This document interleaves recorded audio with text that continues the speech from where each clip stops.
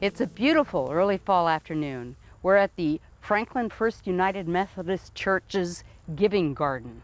This is the herb garden portion of it, and today we're talking about how to put your garden to bed, and we're speaking with an expert. This is Rita Venable, butterfly connoisseur and knower of all things about butterflies, but also pollinators in general. And we're going to talk about how to just what great plants to have and how to take care and think of wildlife and pollinators over the winter. We are. And let's just get started talking about these. Let's start with hyssop. Okay. Now you might think right now, this looks very dead. Let's just jerk it up. But about a month ago, it was just teeming with bees, butterflies, all kinds of beneficial insects. And this in the winter, as you know, will provide seed for the birds. Oh, so it's a double duty plant. It is, and you've probably seen, and I have too, many a goldfinch come and land on this and just feast, and it's really one of the things I look most forward to in the fall. I grow this because it is such a great pollinator plant, and the bird thing I love, but that's secondary to me. I'm a licorice lover, and it smells like licorice. It does. It's called Anise hyssop. Yes. Agostaki is the botanical name, and you can see a few remnant little flowers. These were these beautiful lavender blue spires earlier. And it's really quite a showy garden plant. I mean, it is. Over here, this, I have no idea who planted this, but these are garlic chives. And right now, you can still see a few things flying around that this is a huge pollinator attractor. And once again, you can see a few late flower heads. There were those starry white flowers. The white, so pretty. And I counted 100 soldier beetles on this. Oh my gosh. Just a few weeks ago. It's tremendous. And it is so hardy. We haven't planted this in years. It just keeps coming up. You can't kill this stuff, and really. you can also, when this turns brown, you can save the seed, which I intend to do. And we're going to put it maybe in pots, different places. It does spread, so, you know. It self-sows pretty aggressively. However, it's not hard to control. I mean, it's not like Johnson grass or something. No, it's not. It hasn't jumped out of here that I know of, except maybe a place or two, but it pretty well stays confined in here. You don't really think of herbs as pollinator plants, but this is this is garlic chives, so. Okay. Well, Rita, there's a huge mass of late season marigolds over there. Yes, and you might think, let's just take it all out because it's not going to last that much longer. But not only would you be depriving bees and butterflies of some of their nectaring material, but also the other things that eat the seeds too. So we want to leave this. We want to just leave it as it. Now, if you want to tidy up, you can clip it back. And to make it look neat, but leave some of it in the middle. Okay, so we're talking about little native pollinator bees. Little native pollinator bees. There's 3,700 in the whole country. Oh my gosh.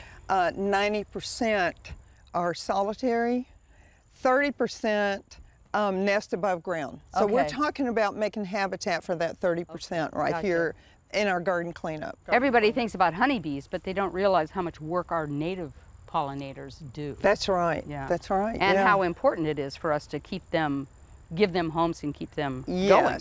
Yes. Let's talk about this guy right in the middle here. Love that plant. I do too. Love that autumn sage. It comes on in spring and fall, and there really is no cleanup for this. You don't have to clean this up at all. This is the first year for this. I love it because it blooms when other things aren't. Right, and it's a shrub, so like you say, you don't cut it back. It's not a perennial that dies back to the ground. Right, it's a woody shrub, and hummingbirds love it. Yes, like you said. it's a hummingbird they just magnet. Love it. This is a spectacular bunch of fennel here. It's just so thick and lush. We got a caterpillar. We got a here. caterpillar. And a bumblebee over there. Oh my gosh. Oh my gosh. And then female just laid an egg right in here, and she went over here and laid another one. So this is black swallowtail country. It is. Not only that, but a lot of pollinators love this flower head. And I'm so glad you found that caterpillar, because right there. Beautiful. This is one, it's big. It's nice. And so they're still reproducing. You know, the old paradigm of butterflies are gone by here and they're finished by... Right. It's all up in the air now. I mean, things are lasting longer into the season. It makes a difference. So we're seeing things reproduce. I had a monarch caterpillar just the other day, and usually they're migrating to Mexico by now. So by November Right. You know, after we've had some a Really first cold hard weather. frost, yeah, everything turns brown, including the chrysalis. And so you think, oh, I'm just going to jerk it all out. Yeah. Well, there goes your chrysalis Yeah. for next year. Because you don't And see it because it blends in that's so right. well. And they may or may not pupate right on this. I mean, they may go to the butterfly bush or something around Yeah. here.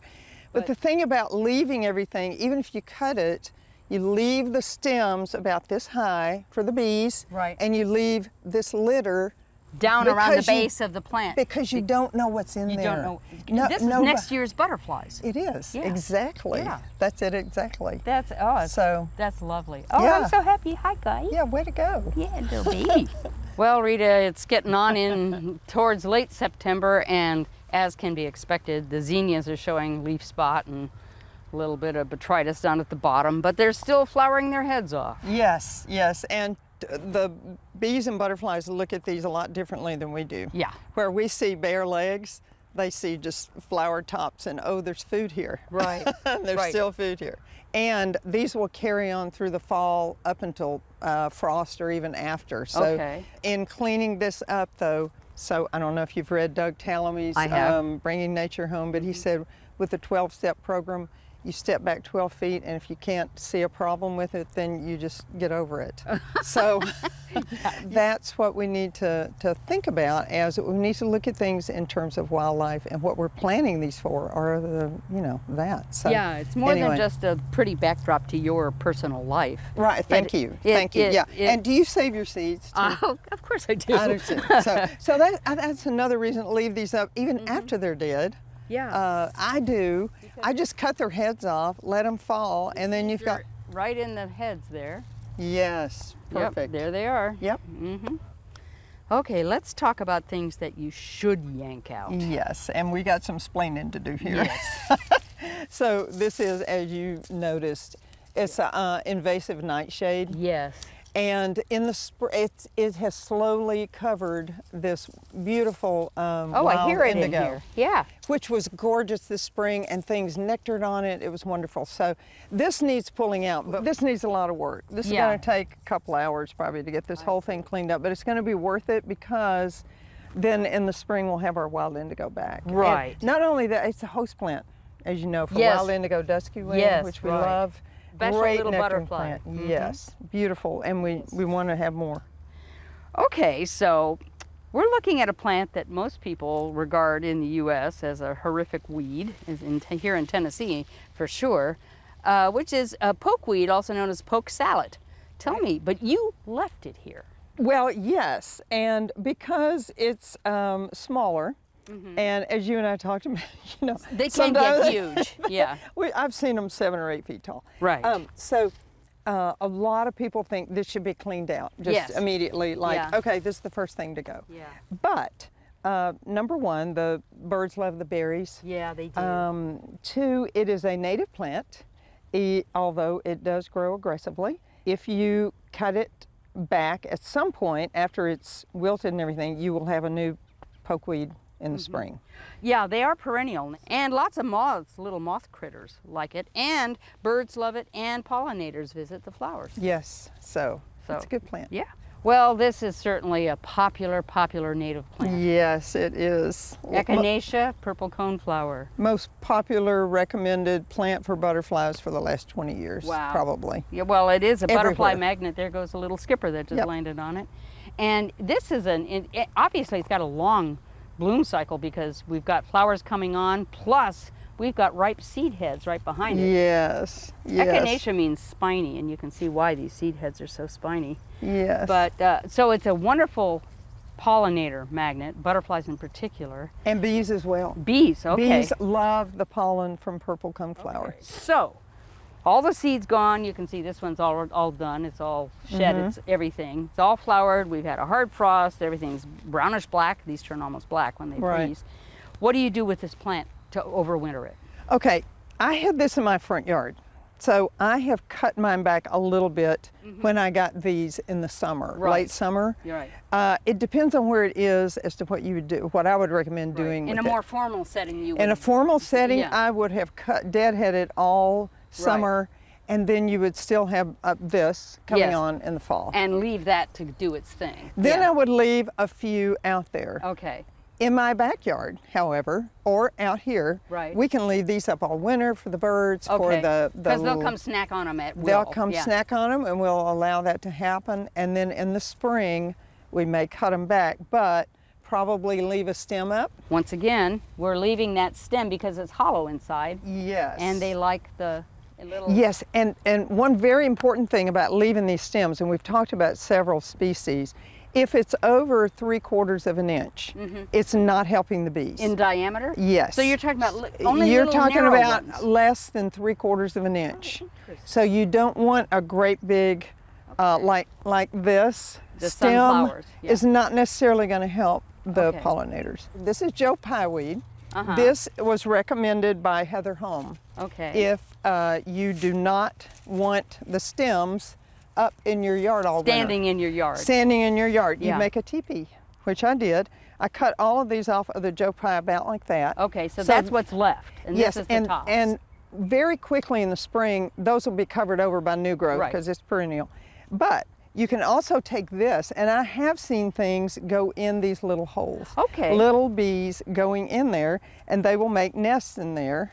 So you just make like this bundle of this and just stand it out in your You can put yard. it anywhere. You can Okay. put it in your front yard, in your backyard. You can put it beside your house. I put mine Okay. beside. Okay. And they'll find it.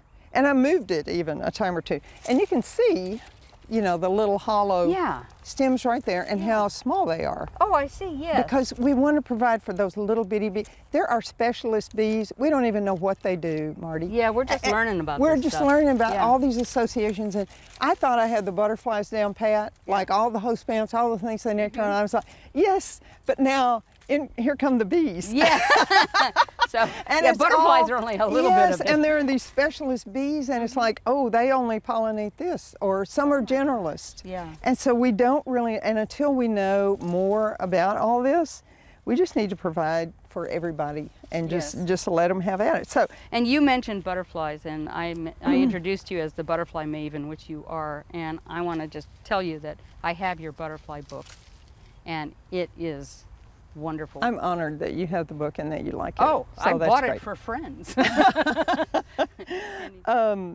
It was a labor of love. Yeah, It really Butterflies in was. Tennessee, Yeah, really beautiful. yeah. Beautiful book. Thank you. And thank you. all that's a lot of photography. So It was, but now there's even more. Yeah. I mean, it's a whole world out there that I don't know about. Yeah. I mean, butterflies are part of it, but there are, you know, we've all heard about the bees, and we just need to get on board with providing for Well, them too, as well. they need us to take care of them, but we need them The to things we live. grow here. Yeah. Exactly. Do we like So- food? Yes, we do. Yes, well, I then think we we need all bees. like to eat the yeah. last I checked, Yeah, so. exactly. Okay. Well, thank you so Oh, very much for sharing thank you for having the me. wealth of your knowledge with us today. I've enjoyed it. Thank you. For inspiring garden tours, growing tips, and garden projects, visit our website at volunteergardener.org or on YouTube at the Volunteer Gardener channel, and like us on Facebook.